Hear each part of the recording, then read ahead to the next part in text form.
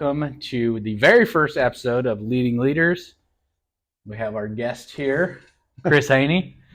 Can you go ahead and tell us a little bit about yourself? A little bit about myself. Well, I'm old. Just had my 60th birthday. We've been in, and me and Mom, Sheila's been in ministry for a long time, 30 plus years. And we've done, you name it, we've done it pretty much. But been in Seminole for 30 plus years. So, gosh, really, we've been in ministry for 35, 36 years because we've been in Seminole a long time. So, yeah. What is your most prominent ministry you think that y'all guys have been called to?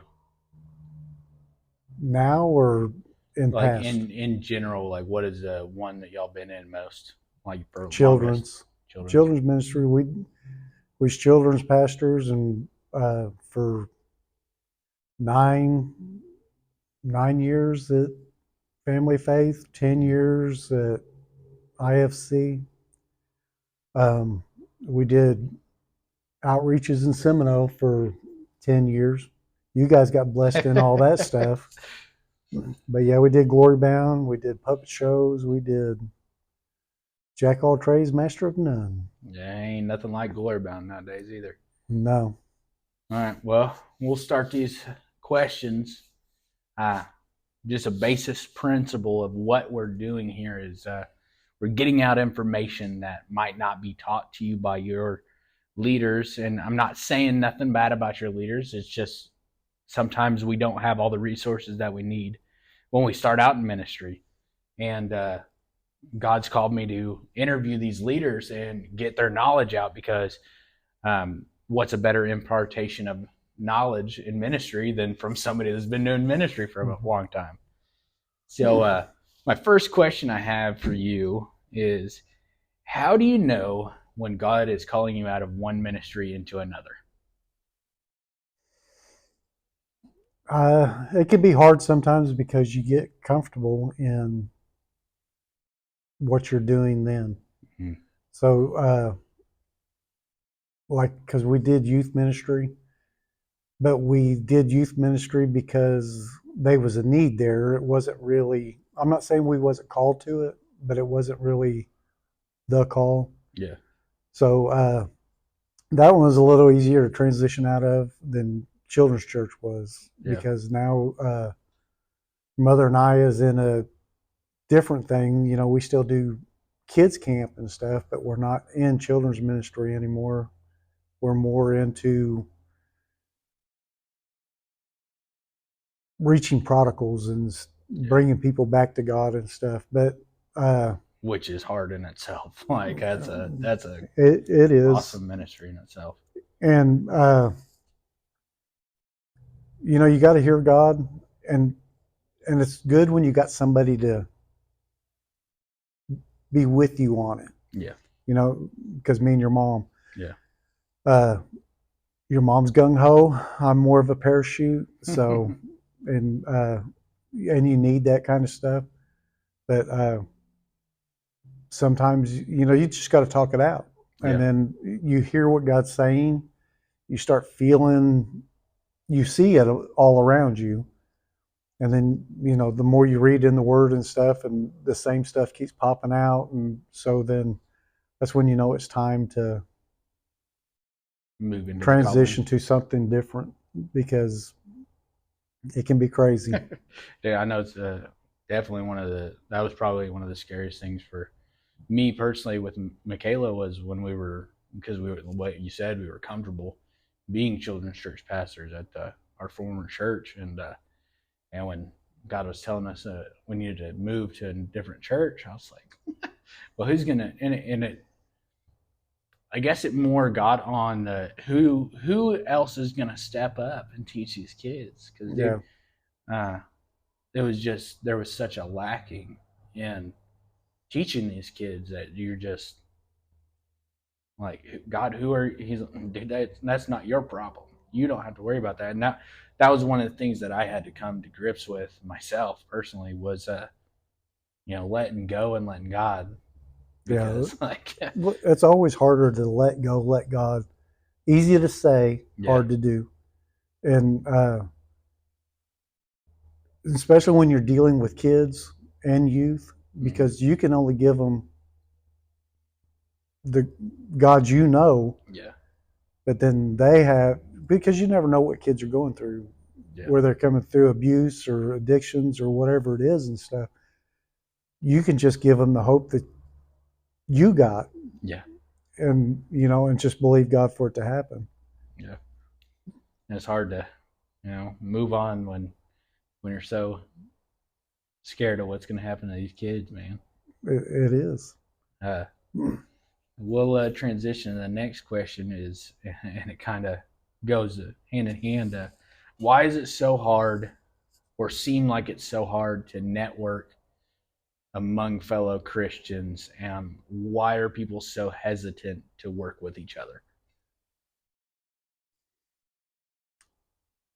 My belief is that some people are too set in their ways, and and then the fear of the unknown, Yeah.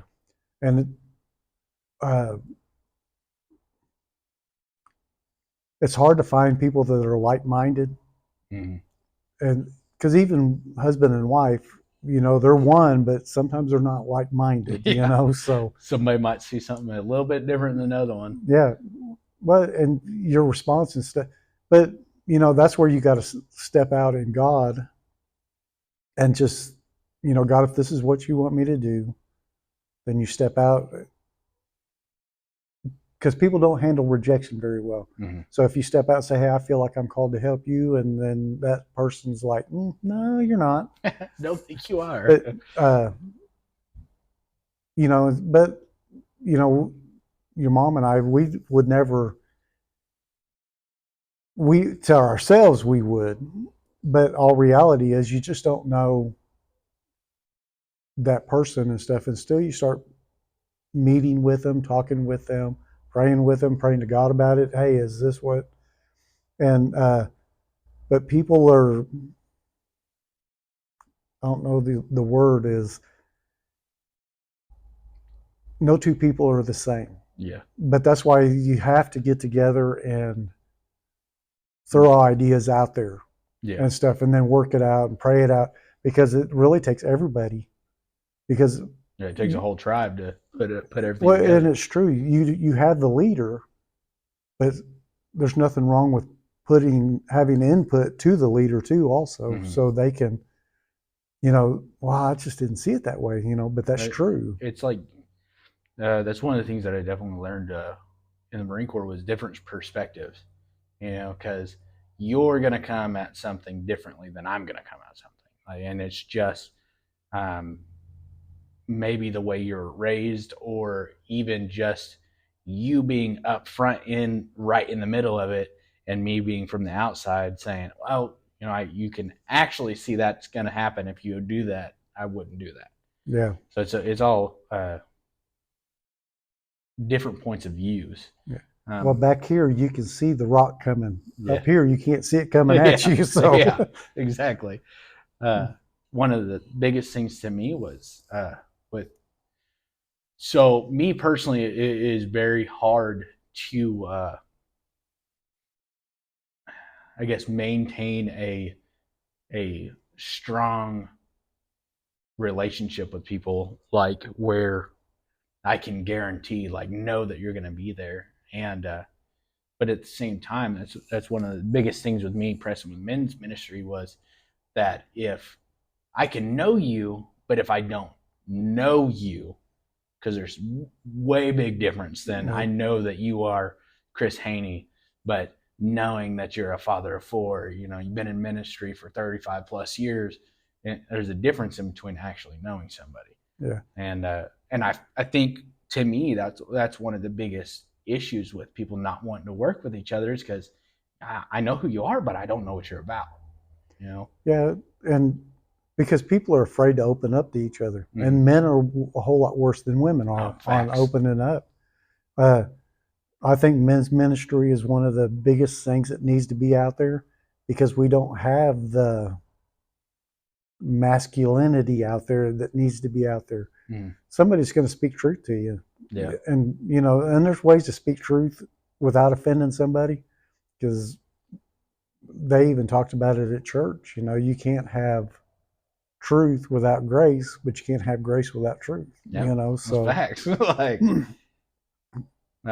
one of the other questions that I have on here is, how do you find people that you can trust to pour into your life? This is from like a leadership point of view. How could I personally find somebody that I could trust to pour into my life, knowing that, like, how could I know that they had what I needed? The biggest thing is pray to God on it. But then the only way to get to know somebody is to be around that person. Now, so you say your calling is children's ministry and stuff. So in the church that you're at, get with the people that's in that and find out what they're about. Yeah. On the children's ministry and stuff. And if they're, children's ministry or any kind of ministry, really, take somebody like your mom is she's real good at teaching people on how to deal with kids. Yeah. And your mom's more mellow than I am. And so she's more the parachute on that end than I am. Yeah. So, but, and you can always tell, even by looking at people, you can look and know somebody that truly has that relationship with God for that ministry. Yeah. As I'm not going to name no names or nothing, but we've known some people that, beyond a shadow of a doubt, these people walk with God. Yeah. And stuff, because you know what they've walked through, and it's just from actually personally getting to know them. Yeah. So I wouldn't go to, because books are always not the answer and stuff. The book's the answer. Yeah. But because it's kind of like self-help stuff. It's all. You can put Band-Aids on it all you want, but yeah, it's still going to be bleed. Yeah, dude. Sometimes Band-Aids you need stitches and Yeah. stuff. So, but yeah, it's really looking and listening to God on who you need to, because it's amazing how God will put stuff in your path. Just don't be that one that going like, because sometimes your greatest teacher is right in front of you and you just don't even know. You don't see him because you don't expect it that way. Yeah. And that's one of the things, like, even moving to a new church, man, I didn't expect to come across mentors that I could have pour into my life more, because I have you and Mom, and I have other people in my life that could pour into me, but I didn't expect to run into other people that are now who I consider part of my spiritual family, like some of my spiritual parents that impart words to me. Yeah.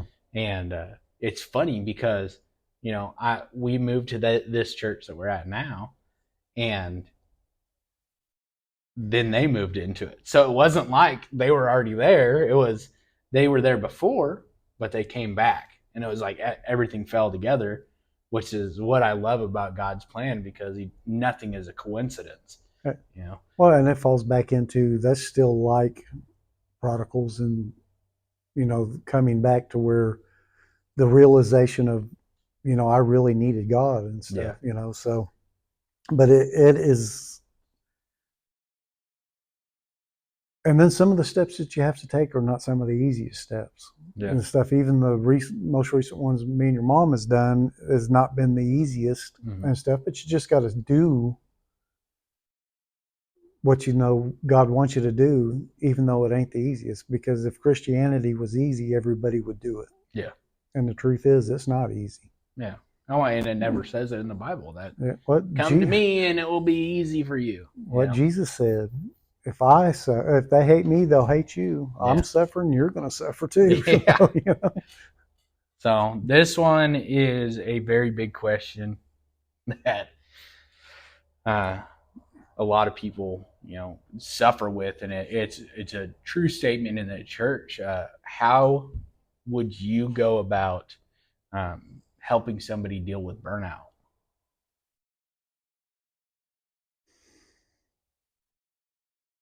That's a hard one. So, really, if you're in a burnout, you're not in what you was called to do. Yeah. So, if you're in a burnout deal, then you just need to get out of what you're doing and start seeking God on the deal, because sometimes you get put into ministry because of a need. Yeah. And me and your mom's done it and stuff. And I think everybody down that's been in ministry any amount of time has done it, because where the need is, yeah, we're gonna fill in. Yeah, whether it's your calling or not, you're just going to do what. Yeah. But if you get stuck in something too long that's not your calling, I think that's where your burnout comes from and stuff. But then when you start getting burned out, then you turn away from God. You quit reading the Word. You quit praying. And then when you start doing that, that's when the enemy starts coming and attacking you and saying, see, it wasn't real, or you're a failure, or whatever it is and stuff. And then you truly need to seek somebody to pray with you on the deal and stuff. Because sometimes I think some of the hardest thing, even in ministry, is having somebody as a sounding board, good, bad, or indifferent. You know what I'm saying? You got to be able to say, hey, man, this is what's eating at me right now. I just need somebody I need to be able to get it off my chest, and somebody pray with me to get through this stuff. Yeah, and that goes big into, finding somebody that you can trust to pour into. Yeah. I think people really neglect who their spiritual leaders are in their church, and it can literally be right in front of you, like you said. That person could literally be your best friend. For me, it's Michaela, and you, and Billy would be mine that I can literally just drop everything on. Yeah. Or passer. But I think, to me, because the way that I see it, people get scared that they don't want to be a burden to people, and that's what I guess the terrifying thing is about opening up. And that's the whole reason why people don't like open up. Yeah. Because they don't want to be a burden to somebody. Well, and people don't like, or people do not being liked. You know what I'm saying? Yeah. So when you open up, sometimes you're worried about what people's gonna. Dude, you was one messed up sucker. I kind can't of thing. Believe you did that. Well, and the worst thing you can ever do to somebody when somebody opens up to you is go like, "No, dude, I can't help you." Whether you've been through it or not, and especially a dude, men have the hard time opening up. Now, I can talk to your mom all day long. Yeah. Most of the time, until she falls asleep. But yeah, but men opening up to men, it's like men don't want to show a weakness. Yeah. And hey, I'm struggling with this. And if you're struggling with something, the worst thing you can do is hold it in. Yeah. And people underestimate how much it actually tears you down mentally, trying to hold something in instead of going to somebody that you can confide in. Yeah. Well, and because the battle's always in the mind. Yeah. And when you're feeling all this, whatever it is, anxiety or stressed out on something, sometimes it's easier to talk it out than it is to sit there and think it out. because if you think it out, you're going to lose. Yeah. Because the enemy's in your head, and he's going to turn it around, and you're going to just, nope, it's not, I'm just not worth it kind of stuff, you know. That's why it's so important to have the friends that, which I've talked to you about before, the 6 p.m. friends. You got that'll help you move. You got the 3 a.m. people that's, you know, let's get a gun and bury somebody, you know. Yeah. But you need them 3 a.m. people. Yeah. And I think sometimes, especially in nowadays society, is everybody's so busy being busy that they're really not There for each other. yeah. Yeah. So, and that's what the big, I think some of the most important thing is now. People just need to be there for other people. And I'm not, you know, I'm not saying that people ain't, Yeah. but I think sometimes people get too busy being busy doing, you know, you can take a whole weekend and binge watch a show, no problem whatsoever. But somebody comes over and saying, "Hey, I got a problem." Well, I can give you 5 minutes. Yeah. You know, that ain't what they need. And that's one of the things that you know, God's been reaching out on me a lot of is just be available. And dude, some of the things that just fall in your lap when just being available, you're just like, man, I would have missed this if I wasn't just sitting here waiting and being available for what the need is. And it's one of the things that like people are terrified because the waiting is scary.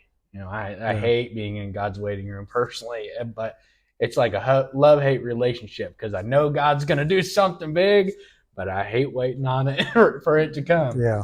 But it's crazy because you know waiting on people, and then you have people coming to you like, hey man, I literally just talked about this the other day that you know I've been labeled so many things in my life that a dude came up to me at work and it's like, hey man, you're a super Christian guy, and asked me questions, and I've never been called that in my whole life, and caught me off guard, blew me off, and I first dude I shrugged it off, and I was like, man, that's insane that God's changed me that much to not be known for my violence, which I was, you know. That's what I was known for. I was known for the guy that could come. You could call if you needed something to be handled. And God changed it to now people, oh man, yeah. I got told by a lady that I was the nicest person in the military she's ever met. And I was like, that's not me, man. That's all God. But, and because God changes people. Yeah. If you're willing to let him change. Yeah. But our society is super bad about labeling people anyway. And I'm not saying stuff's not out there, the ADHD and all that other stuff, but I think it's too they're too quick to label people, whether it's mental or, and don't get me wrong, I totally believe in mental disorders and stuff. I was labeled mental disordered, and so, and I know you have too. So you know, and God deals with me a lot on the being there for people for mental stuff, but also you don't always have to have the answer for that person. Yeah. As long as they know that you're there for them. Sometimes it's just sitting there with them, and whether it's crying with them or, you know, I'm not wanting to hugging a whole lot, but, you know, even sitting there hugging somebody, you know. Yeah. Even today, a guy I work with, his dad died on Friday and stuff, you know, which he came to work today because he just had to get away from all the crazy stuff that's going on. Yeah. Well, I hugged the dude, and everybody at work's looking at me like, that's kind of weird stuff, but it ain't. The guy just needed somebody to say, hey, It's, you know, okay. It's okay. I'm not going to lie to you. It don't get any easier. Yeah. You know, when you lose your parent and stuff. So yeah, which I know that it's like you said, it's a whole lot easier to minister to somebody when you've been through what they're going through right yes. now. And dude, going through fixing my own issues has opened doors for me to talk to people about anger issues and anxiety and depression and all of these things so much it's not even funny. And that's a dude, I love it. And it's something that God pressed on my heart heavy, Yeah. was that now you're able to be there, because I don't let it, they might say that I have it, but that I'm not It's owning just a that. label. Yeah. That I'm not gonna let God down by letting somebody else label me, because I'm a child of God. That's what I am. Yeah. Yeah. Yeah. Well, and they've done the same to me. Even they used to call me, you're a generational alcoholic because your grandpa was an alcoholic, your dad's an alcoholic, and all this other stuff. Well, no, I'm not a generational alcoholic. I'm a child of God, and I don't have to receive all that stuff and all the anger and all the bitterness and all that other stuff. I don't have to be that way and stuff the way I was taught to be. Yeah. And so, no, I don't let people. They try. Yeah. People really do try to label you, Yeah. but it's choices you make.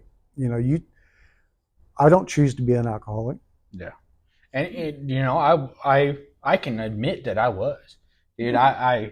It's bad, and people really didn't see it. You're not gonna see it because I wasn't going out, and I was a secret at home Yeah. one, and I can proudly say that I'm over 2 years sober, man.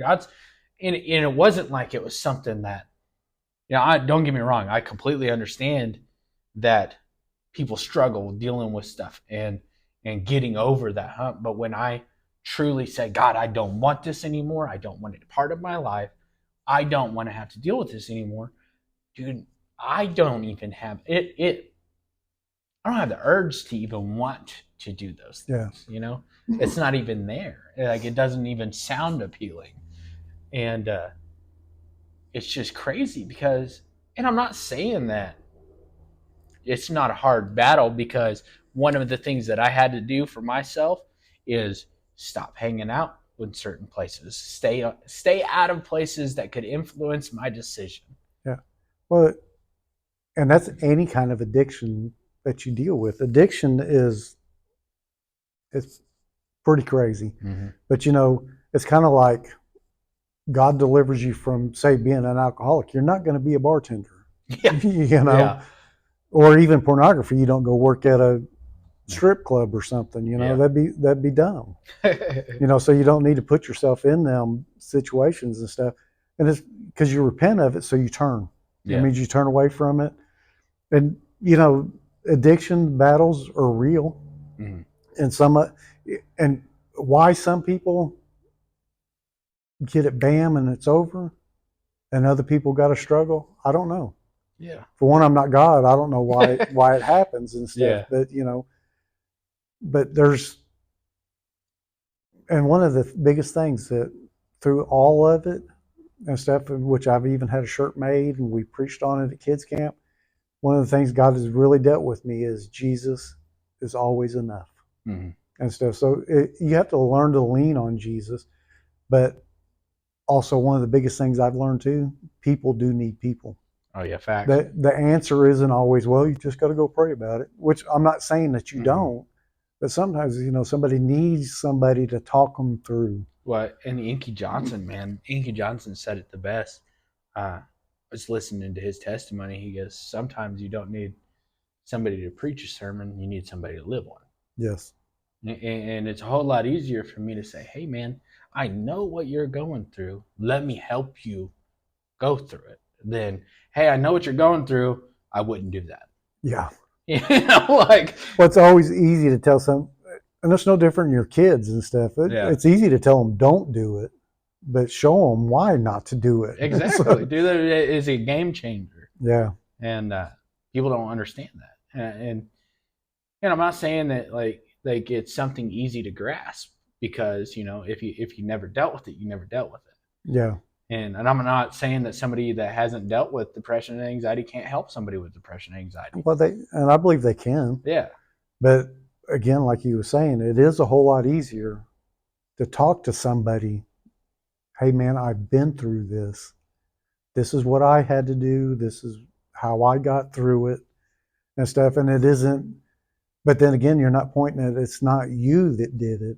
It's him that did it. Oh, facts. Yeah. And stuff. 100%. So, this is what the steps God had me do and stuff. Mm-hmm. And, and it's not going to be 100% always the same. No. And because a lot of it just depends on, what level of addiction are you at? What level of depression are you at? What level of whatever it is. And I still battle with anxiety today. And you know that I do, because, and the way I've learned to deal with it and stuff, what's funny, sometimes God will say, hey, you need to go in the middle of that crowd and stuff. Yeah. And I'm like, but then, God walks me through it. But then, there's times God's saying, okay, and I walk away and I do fine. Just step back a little bit. Yeah. Yeah. Cause I've been in situations where, been so overwhelmed with anxiety that you stand in a corner and then God's like, nah, this is not where you're supposed to be. Yeah. And I've literally went and stood in a corner and then had people flock around me in the corner. I know the feeling. And I'm like, God, I'm trying to calm down. Yeah. He's like, no. This is what's going to make you calm down is you're going to have to walk through it. Let me walk through it with you. Yeah. And it's just crazy. And you can't explain it other than, talking to somebody about all the steps that you had to go through yourself. Yeah. And then when you get to reading the word and stuff, you even look in the Old Testaments and stuff when, they're doing what God tells them to do. Well, you take the steps and I'll be there. Yeah. The key to it all is you have to take the steps for me to be there. That's one of my favorite verses is faith without works is dead. Yeah. Because I can have faith all day, but if I'm not willing to work for it, it'd be like, man, I believe that tree's going to grow, but I ain't going to plant nothing. Yeah. Like a tree ain't going to grow there if you ain't going to plant it, But, faith without works, dude, is dead. And it's, people are like, well, I'm just waiting on God to do it. Well, what steps have you taken to step out in what God's called you to do? Because sometimes it isn't you waiting on God, it's God's actually waiting on you. Oh, yeah, kind facts. Of stuff. And again, sometimes God will tell you stuff and you're going, I don't know sure? If that's it. It's no different than the story about, I'm waiting for God to deliver me. The guy sitting on the roof of the house in a flood, Yeah. Then he dies and goes to heaven and he goes, God, why didn't you help me? He said, well, I sent the boat. You didn't get in. I sent a helicopter. You didn't get in. That's your fault, not mine. Yeah, I sent you what you needed and you chose not to take them. That's on you. Sometimes, and that's why sometimes you got to be some of the weird, you might think it's kind of weird to do, but really God's works and all that kind of stuff, because I've heard all kinds of stories on, God having somebody do something kind of weird and crazy. Yeah. And they're going like, oh God, I don't know about that. But then, next thing you know, they stand up, dude's bawling. And, I said, hey, God, if you're real, do this. And he does it. And then, so. Surprise. Yeah. And dude, that even goes with like even being in youth ministry, man. When we first started out in youth ministry, me and Michaela, I was terrified to go. And, because when I'm coming to tell you something that I feel like God's laid on my heart, I'm not selling you me. I'm telling you what I felt like God. So it's terrifying, man. And God was telling me to tell one of our youth kids some stuff. And I'm like, no, no, not me. And the next week comes around and it's him and his brother. Well, now you get to tell both of them. All right. And I go tell them. And, they're just looking at me like they're in the headlight look. And I'm like, oh, swing and a miss. Yeah. And I go back to where we were praying at. And I look back at them and they're both hugging each other, bawling. Something that I thought meant nothing to me meant everything to them. Yeah. And it's crazy that people don't just see those little things. Like I could tell you the craziest thing I had to say to somebody is quit playing hopscotch. And I'm like, what the heck does that mean? But God was telling me, he's like, quit being 2 feet in, then 1 foot in, 2 feet in, 1 foot in. And I was just like, oh, okay, that makes more sense. Yeah. But, when you say something to somebody, sometimes it's not always going to make sense to you, but it doesn't have to. Yeah. It Because it's makes not sense your to word. them. Yeah, it's not your word. It's the words out of your mouth, but it's not from you. Yeah. So this is going to be an interesting question. Are we truly allowed to ask God why? Yes. On one hand, but I don't think God's one of them ones up there with, no, you do what I say, and I think you can ask God why, and he'll tell you why. Yeah. Because God don't want robots. He just wants somebody to love him enough to do his will. And I don't think there's anything wrong with questioning God and stuff, as long as you don't turn away from doing it. Yeah. And, kind of hard to word it. It's a difficult question, because like on one hand, God's calling you out to do something, and on the other hand, you're like, well, God, why do you want me to walk through that fire? And a lot of times, from what I've been taught, was like, it's just like you heard it 1,000 times, making a diamond. You got to be pressed, you got to be cut, you got to be burnt, you got to be all these things, and sometimes you just have to walk through that fire that God asked you to walk through. Now, can you say, God, I really don't want to do this? Is there any other way? You can go back to Jesus in the Garden of Gethsemane, man. He's like, Father, is there any other way? If there is any other way that I can pass this cup on? No, there's not, man. I'm sorry. All right, I'll do it. Yeah. So I'm in agreement with you. I don't think that there's a problem asking why, but the problematic comes when somebody's like, why? No, that's dumb. No, I'm not doing that. Yeah. Well, because you don't want to deny God, but then you can always, again, no different than the cup. I don't really want to do that. Yeah. And stuff, but it doesn't. Don't let it. I don't want to do it. Turn into I'm not going to do it. Yeah. Kind of thing. So. But I'll go personal with it for me. So personally, for me, when we left the church that we left, that's one of the stipulations that I made to God and Michaela was, okay, we'll go back to church. I don't want any responsibilities. I don't want any leadership. I've been there, done that. I don't want to wear that t-shirt no more. I want to get fed. I want to get I want my cup filled, and it's so funny, man, because now looking back at it, I'm like, dude, that was the silliest thing that I could have ever said to God, because dude, it was what, 3 weeks, 4 weeks later, pastor's like, hey, dude, God has called y'all guys here to be youth leaders. Yeah. And I'm just sitting there, and it was like, God's like, hey, bro, remember when you said you ain't going to do that? This is what you're going to do. And, it's like, what am I going to say? No, I ain't going to do that. No, because it literally was like, God was like, hey, bro, sorry, this is what you're going to do. I know you say you don't want nothing, but I have greater plans for you. Now, if you just step out in faith and walk on it. Well, when you're doing, because it's one thing to be a pew warmer, sitting there always being fed and stuff. But I think, and it's just me, is you get more from God and stuff when you're having to seek God for something. You know what I'm saying? So even being a youth leader and stuff, you have to seek God on what you're going to do for youth, what you're going to do, what you need to say to the youth, whatever it is. Yeah.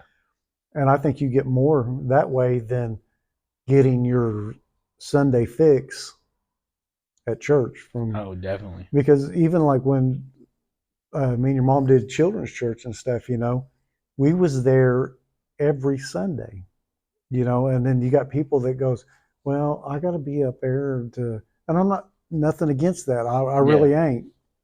But, if you got that kind of attitude that you can't receive God here, you're really not receiving God up here either. Yeah. And stuff. You're just wanting to get your ears tickled. The spiritual guppy thing. Yeah. And I don't mean it in a bad way, but there's a lot of people it's true. that do that stuff. Because if you're called to a ministry, then you need to do that ministry. Mm-hmm. And I'm not saying that there's times where you need to go up here into this service and then somebody else do this service. Yeah. Because that's one of the ways that you raise people up too, is putting them in that situation of, okay, now this time the service is on you, and we're going here. Yeah. And that's the whole reason, man, with leading leaders to begin with, if I'm your leader and all I'm doing is doing and I ain't showing you, I'm not preparing you to take the torch from me. Well, guess what? Half the people in my youth, somebody's going to come out of that and take the torch. Yeah. Now somebody is going to come from there and be the youth leaders next. Well, you're the next person's floor. Yeah. And stuff. So, you're raising that person up, and then when you raise that person up, you're holding that person up. Mm-hmm. And stuff. So it's no different, when they had to hold Moses' arms and stuff up for the battle to keep going and stuff, that's what you're doing to that person. You're holding them up you're holding their floor up so they can go to the next level with God and stuff. Because there's a time when, I'm not saying God's done with you kind of thing. It's stuff you do have to go to your next step in ministry and stuff. Because if you stay in one thing the whole time, I think sometimes you can get too comfortable in it. Mm. And I'm not saying God don't want you to be comfortable and stuff, but in all reality, God really don't want you to be comfortable and stuff, because He wants you to keep seeking Him. Right.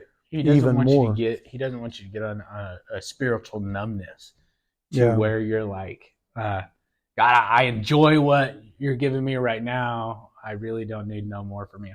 And in all actuality, we should be like, God, I want my cup to overflow. I don't want to be just filled. I want to be pouring out to everybody else as well.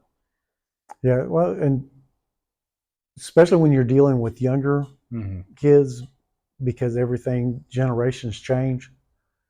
So me and your mom being 60 and stuff, and I'm not saying that we couldn't give them God and stuff, but sometimes stuff changes. Yeah. And what is cultural as well? Yeah. Yeah. And the way I'm not saying what we did was wrong, but for that time, that's what we needed to do. And me and your mom has picked up stuff that has somebody else that because me and your mom ourselves laid down the mantle too. Mm. And one of the things God had us do was pick the mantle back up for kids camp and stuff, because we laid it down and stuff, and then God had us pick the mantle back up and start running with it. Now, will we keep doing that forever? Probably not and stuff. But well, you got to think of it as like, you laid the mantle down, right? But no one else was picking it up. Yeah. And then God sent you. He's like, all right, listen, I'm going to give you this mantle back, and I want you to keep it until I bring you somebody to take it. Well, and then again, that's where you get the training people up. Mm-hmm. And which, again, your mom's real good at teaching people how to do the administrative stuff and how to get everything going. Yeah, well, and she can get everything flowing. Mm-hmm. And just speaking of your mom, the difference between a calling and somebody doing it,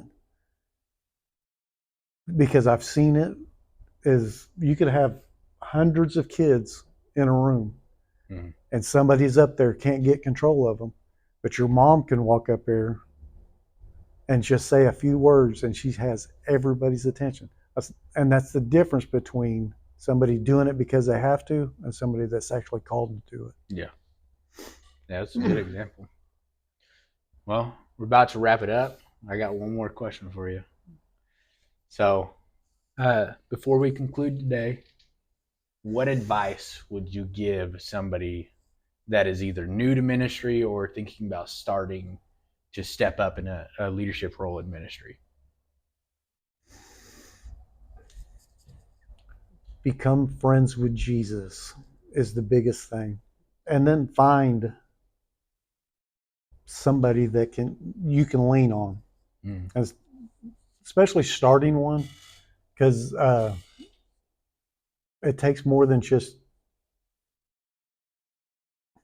you need somebody to be a sounding board or whatever it is and stuff, but you need somebody to lead you in the right way, saying, and go to your leaders and say, hey, this is what I'm feeling and stuff. Let them start praying about it to hear God also, so but I think the biggest thing is you really have to be friends with Jesus. Yeah. And that's the key to all of it and stuff, because I don't care how much money you have or how much money you don't have and stuff. If God has called you to do it and you're friends with Jesus, he's right there with you. Yeah. And I was talking to one of the other leaders about this exactly, because I was preaching on stage one time at our youth, and I was like talking about me and God's conversation, and I was like, God, I don't understand it, bro. I don't get what you're saying to me. And somebody came up to me, and they're like, you call God bro? What are you talking about? Of course I call. He's my friend, man. He is somebody that I go seek and have a relationship with. Why would I address him differently than my closest friend? Well, and he's a friend that sticks closer than a brother. Yeah. The word says that he is and stuff. And God is he's the best friend you'll ever have, but he's only going to be the friend that you want him to be. Yeah. If you want him to be a little bitty friend, he's not gonna force himself on you. Yeah. He's gonna knock. He ain't gonna kick the door in. Yeah. So, and now, will God drag you sometimes? Yeah, he will. Yeah, he will. But, but again, you can have as much as God as you want. All you got to do is open yourself up to it. That's good. All right, well, and thank you very much. One more thing before we close it up, like your mom always says, your backyard is as big as you want it to be. Yeah, that's true. And stuff. So you want to reach people for God and stuff, open up your back door and just look as far as you can. Your backyard is as big as you want it to be. It can be 2 feet or it can be millions of acres. So thank you for coming on. Really appreciate it. Thanks for having me. The reason why I chose you is because you've been my leader since I was born. So I thought the first one should be the first one. I guess. Well, stay tuned. Come back next week for the next episode. I have another amazing leader on here for y'all guys to hopefully get a message from. Man.